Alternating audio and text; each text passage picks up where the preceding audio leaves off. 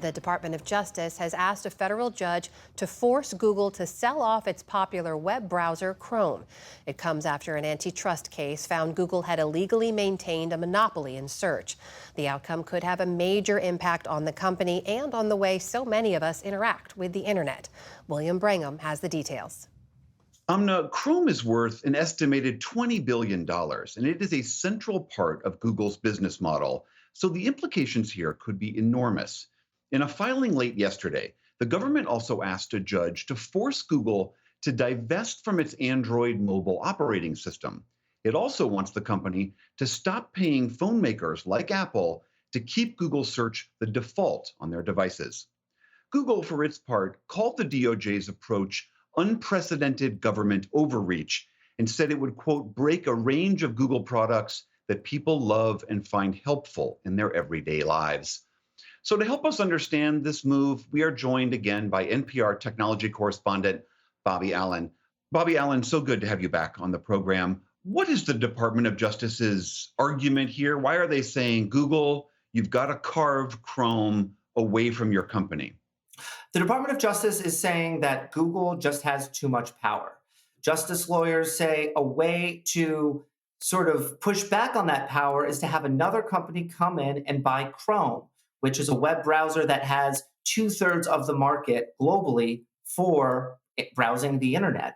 And for too long, the Department of Justice says Google has self-preferenced all of its products to give itself an unfair advantage. For instance, if you open a new tab on Chrome and type something in, you get Google search results. If you pull out your iPhone and you type something in to Safari, you get Google results. That has created a situation in which other competitors cannot rival this company because they just have it too locked down. And here, the Justice Department is trying to push back against that. So let's say, specifically on this issue of Chrome, that Google was forced to separate itself from that search engine. Wouldn't everyone still just go to Google via every other browser that's out there because it is so popular? That certainly is Google's argument. They say the reason why they have search dominance, and in fact they do, about 2/3 of the global browser market is dominated by Google's Chrome. But the company says that's because they have a superior product. And we actually have seen in Europe, which has done quite a bit to rein in big tech companies like Google, when consumers are given a choice, say when they have a new iPhone, asked, what would you like to be your default search engine? Overwhelmingly, consumers pick Google. And the company says that's because, their product is better than all the rivals. But the DOJ says, no, that's because they have been able to maintain this iron grip on Google search by operating like an illegal monopoly and by throwing its weight around whenever it can to box out rivals. And so now the question becomes, will Google actually have to sell Chrome? And if it does sell Chrome, who will buy it and what will that mean for consumers? And these are all questions we don't have the answers to, but one thing is for sure, this whole legal process is going to upend Silicon Valley in a pretty meaningful way. And what about this issue I mentioned about Google and its relationship to Android? And what does the government want to do vis-a-vis that relationship?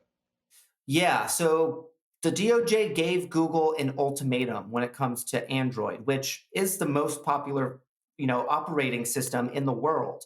The DOJ has said either you stop self-preferencing your own products like Google Search, or we, the DOJ, may come back to this court and order that you spin off the Android division completely from Google. And that would be a really dramatic, severe punishment for Google. But the DOJ is not yet asking for that. They're saying, look, Google, we want to give you an opportunity to let more competitors into the Android operating system on everyone's Samsung phones so that people have more options beyond Chrome and beyond Google search. If they fail to do that, the justice lawyers are saying they might just one day ask that Android 2 be sold off, just as they're pushing for Chrome to be sold off. And I know at this point it's hard to know because we don't know how this is going to shake out. But for the average internet user who simply wants their phone or their computer to work in a smooth and seamless way and to get results that are legitimate and accurate, does this potentially upend those things, or will this not really affect consumers? When it comes to consumers, most experts I talked to said if Chrome is sold off, it's actually going to be a bit of a pain. I mean, we all use Google and turn to Google, one, because it's kind of our habit, and two, because for the most part, it has been a pretty consistently good product over the years. Now, more than ever, especially since AI search engines have really been becoming increasingly popular, some have noticed that Google search has not been as strong as it has in the past. But in the short run, if Chrome is sold off to another company, it's going to become a bit of a pain in terms of, as you're saying, navigating the internet.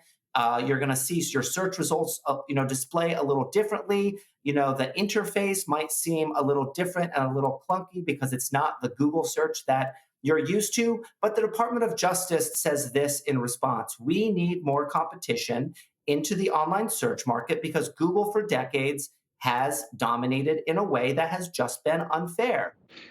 A political question for you. I know that the Department of Justice is not supposed to swing with the political winds, but attorneys general can say, focus on this and focus less on that.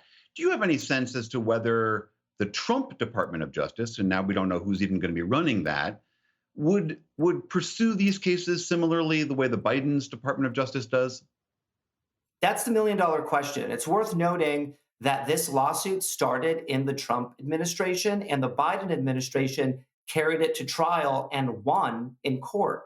Now, when Trump gets into office, and whether his Department of Justice will pursue these similar remedies or reach a settlement that has some other details, we just don't know. I mean, one thing is for sure, and that's the Biden administration has, as part of its legacy, this push to rein in big tech and to come down really hard on companies like Google. All right, Bobby Allen, the technology correspondent for NPR, thank you so much for your time. Thanks for having me.